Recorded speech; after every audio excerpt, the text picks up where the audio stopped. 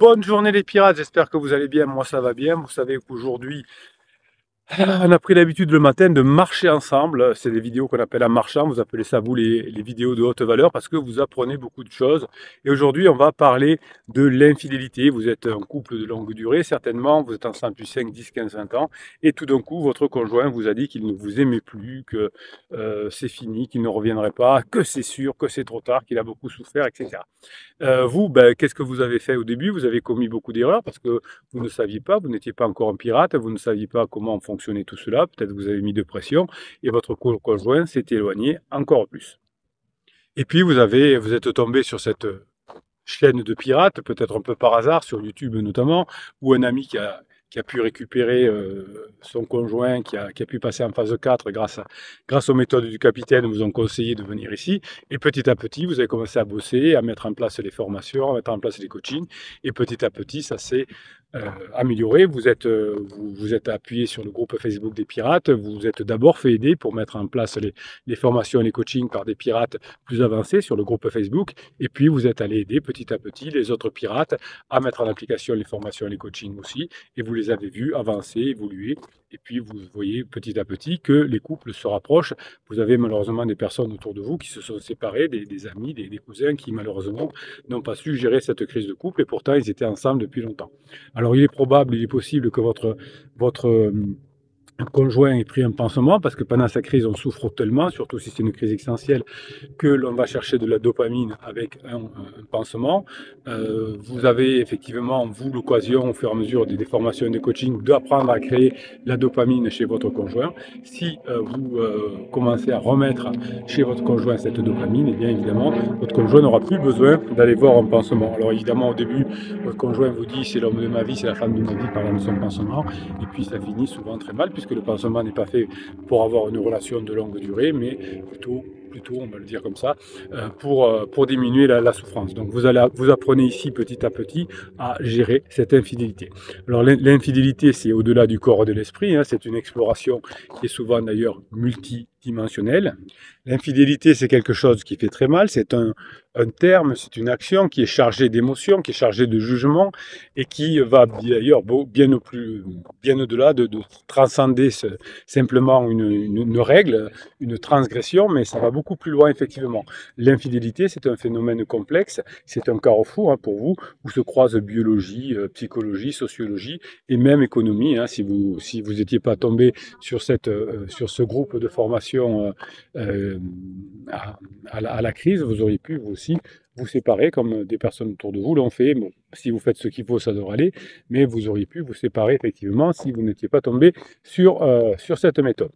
Donc l'exploration de l'infidélité, c'est quelque chose qui est terrible, ça vous prend la tête, vous distinguez finalement toute la journée vos pensées et la réalité, vous mélangez un peu tout ça.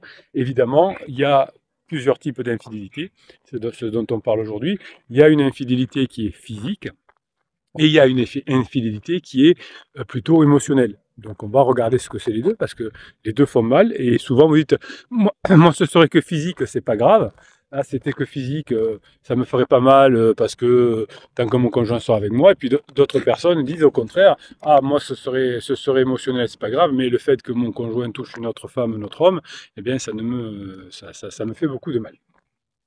Donc, en allant au-delà de la dichotomie physique-émotionnelle, on va essayer évidemment petit à petit de comprendre ce qu'est l'infidélité et comment moins en souffrir. Effectivement, traditionnellement, on distingue deux grands types d'infidélité, émotion et physique. L'émotion, l'infidélité émotionnelle, on va le dire comme ça, c'est une connexion intime qui est dérobée.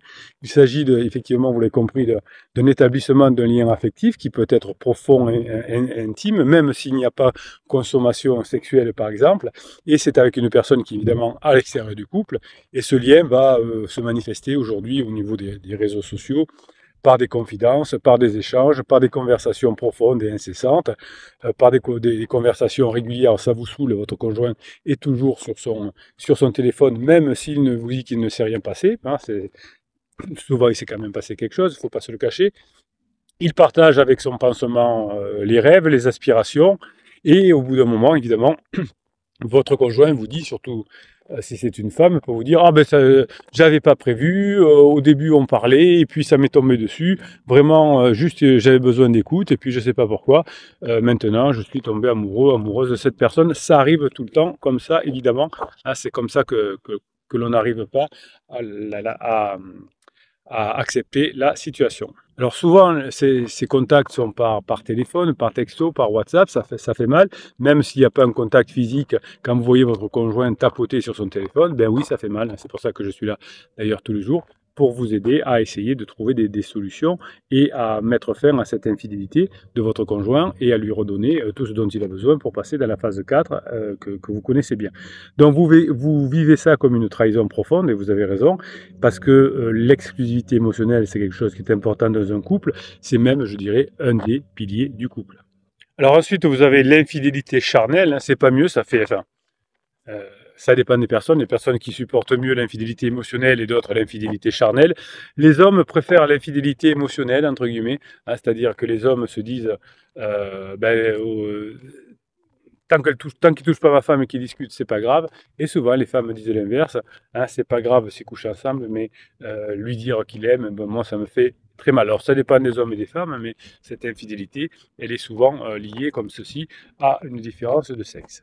Donc, on va essayer de comprendre que le contact physique et sexuel avec une personne, autre que son partenaire, est souvent perçu comme grave pour beaucoup de personnes.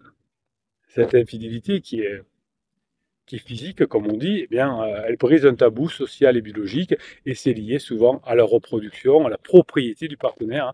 C'est pour ça que parfois les femmes ont peur que leur homme ait une infidélité émotionnelle et qu'il les quitte et qu'il les laisse avec leurs enfants. Alors tout ça, ça vient de la psychologie de l'évolution, psychologie évolutionniste. Ça vaut ce que ça vaut, mais quand même, je vois que ben, ça arrive assez souvent dans les couples que j'accompagne depuis 1999.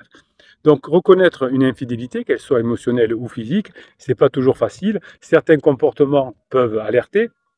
Il y a des secrets, il y a de la dissimulation, un besoin compulsif de cacher les interactions avec l'autre personne, même à l'absence d'actes physiques. Hein.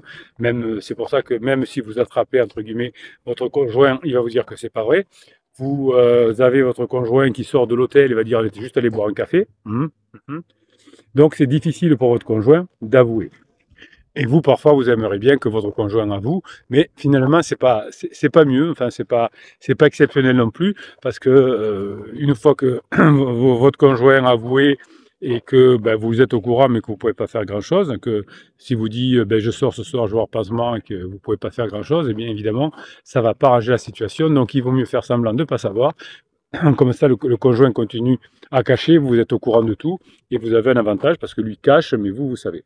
Donc on a toujours une comparaison défavorable parce que pendant la lune de miel, votre partenaire, quand il est infidèle, va commencer à comparer votre partenaire, vous et votre conjoint. Évidemment, au début, ben, comme il y a de la nouveauté, que vous avez commis beaucoup d'erreurs, eh bien votre conjoint compare le pansement mieux que vous. Et puis au fur et à mesure du temps, la dégradation de la relation avec le pansement est là. Vous avez mis en place les formations et les coachings, ça s'améliore et évidemment, ça commence à devenir très tendu entre pansement et chryso. Alors, ça ne s'arrête pas du jour au lendemain, il y a des rebonds, mais finalement, votre conjoint vous choisit, même si parfois, on l'a vu chez des pirates, le conjoint, dans sa lune de miel, a fait la bêtise de faire un appartement, oui, d'acheter un appartement peut-être, ou de faire un enfant à son pansement, et le pansement se retrouve avec un enfant sur les bras, comme on dit, ou si c'est un homme qui était le pansement, eh bien votre épouse se retrouve avec un enfant.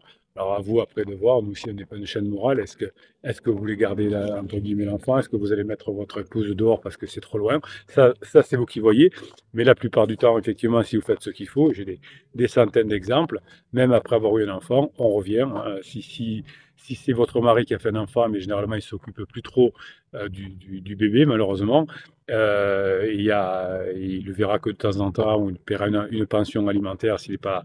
Voilà. Et puis si c'est une femme, ben, elle va se retrouver avec un enfant parce que le pansement va partir aussi, ben, il va se retrouver toute seule. Donc au bout d'un moment, la comparaison sera favorable à vous et sera totalement défavorable à votre conjoint. Pendant l'infidélité, malheureusement, on a un détachement émotionnel, une distance émotionnelle qui s'installe entre vous et votre conjoint, avec une diminution de la communication, de l'affection et de l'intérêt pour votre vie. Évidemment, souvent vous me dites, Bruno, comment vous savez tout ça? On a l'impression que vous êtes dans notre cuisine en train de nous observer. Ben, vous savez, depuis 1999 que je fais ce boulot, les relations sont à peu près toujours les mêmes, les dynamiques de couple sont toujours les mêmes, même si les individualités sont un peu différentes. Il faut dire qu'aujourd'hui, l'évolution de la technologie n'a pas arrangé les choses, les fidélités. Là où il y a quelques années, il fallait, si on voulait téléphoner, il fallait téléphoner sur le téléphone fixe, la ligne fixe du couple, donc c'était pratiquement impossible. Si on était pour appeler son conjoint, son pansement au boulot, il fallait passer par le standard ou la secrétaire, donc c'était un peu galère. Donc aujourd'hui, avec la technologie, c'est relativement facile, évidemment. Donc beaucoup de temps passé en ligne de votre conjoint quand il s'ennuie. Et évidemment, les téléphones, les ordinateurs, les mots de passe, etc. Ben, tout ça fait que l'on a une facilité avec l'infidélité aujourd'hui. D'où l'intérêt que vous mettiez bien en place tout ce que l'on apprend dans les formations et les coachings pour que la dopamine revienne vers vous. Hein. Enfin, c'est vous qui créez la dopamine chez votre conjoint et pas le pansement. Donc, pour une infidélité, évidemment, émotionnelle et je dire, sentimentale, donc il y a beaucoup de dissimulation, de comparaison, de détachement et beaucoup d'utilisation de la technologie pour ne pas avoir trop mal pendant la crise. Quand il y a une infidélité physique, il y a des changements d'habitude, hein, souvent une modification soudaine de la routine, parce qu'il faut sortir pour avoir une infidélité en mode physique, il faut voir la personne. Donc on a beaucoup d'appétence pour le côté physique de la relation. Donc on doit sortir. J'avais des clients pendant la Covid. Hein, je me souviens d'avoir un gendarme qui avait une infidélité, qui avait un pansement, et sa femme était horrifiée parce que toute la journée, il chassait les personnes qui sortaient, ou quand il était de garde, entre guillemets, la nuit, il faisait des patrouilles pour attraper les personnes qui sortaient pendant les confinements, on va dire, pendant les couvre-feux, je crois qu'on appelle ça les couvre-feux. Et lui, dès qu'il n'était pas de garde, il prenait la voiture, il allait voir son pansement à quelques kilomètres, qui était aussi gendarmette, d'ailleurs. C'est une histoire. Ce couple est revenu ensemble, évidemment. Enfin, évidemment. Comme ça arrive souvent pour les pirates, mais vous voyez que c'était quand même assez spécial. Donc, changement d'habitude, culpabilité, malaise, signe de remords, d'anxiété, on se sent sale quand on rentre à la maison. Quand c'est une infidélité émotionnelle, on déculpabilise plus facilement, on dit ah, mais on fait rien, on fait juste que discuter. Mais quand c'est physique, on est encore plus mal parce que on sent qu'on a quand même bien fauté par rapport à la société. Là aussi, vous avez des preuves matérielles qui sont beaucoup plus importantes. Quand c'est émotionnel, ben, il n'y a que des textos. Quand c'est une infidélité matérielle, eh bien, des notes d'hôtel, je sais pas, des tâches dans une voiture, enfin des trucs incroyables.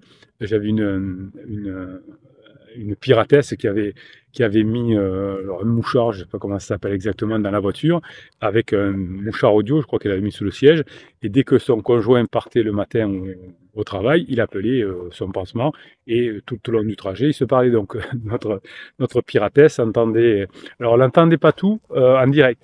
Il fallait qu'elle récupère le petit boîtier, alors je ne sais pas comment ça fonctionnait, et elle écoutait a posteriori, mais elle avait toutes les conversations.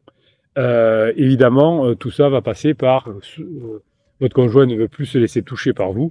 Hein, quand il y a une infidélité physique et qui ne veut pas que vous le touchiez, même pas le bras ou même pas faire la bise, c'est souvent une infidélité physique parce que votre conjoint veut avoir une fidélité physique à son infidélité physique. C'est débile, mais c'est comme ça. Donc la distinction entre infidélité émotionnelle et physique, évidemment, elle est fondamentale, mais évidemment, l'un et l'autre fait souffrir. Hein, d'un point de vue psychologique, le besoin et le manque, l'infidélité est souvent le symptôme d'un manque, d'un besoin non satisfait au sein du couple. Donc ce besoin non satisfait de votre conjoint va faire qu'il va être infidèle et vous allez souffrir du manque, notamment de la présence de votre conjoint. Il y a aussi une norme et transgression, la notion de fidélité est encore importante dans nos sociétés, même si on dit parfois le contraire, et il y a une perspective économique, puisque l'infidélité en termes de coût hein, peut être très chère si on se met à à divorcer, si on se sépare, et bien là, évidemment, il va y avoir un coût financier important, mais il va y avoir aussi une culpabilité, du stress, de la souffrance chez vos enfants, etc. Donc, évidemment, la théorie de l'investissement parental aussi est important. Euh, les enfants ont besoin de vivre avec leurs deux parents, en tout cas chez les enfants des humains, eh bien, le fait qu'il y en ait un qui pendant un certain temps, soit beaucoup moins présent, eh bien, tout ça fait aussi souffrir les enfants qui en veulent aux parents, évidemment.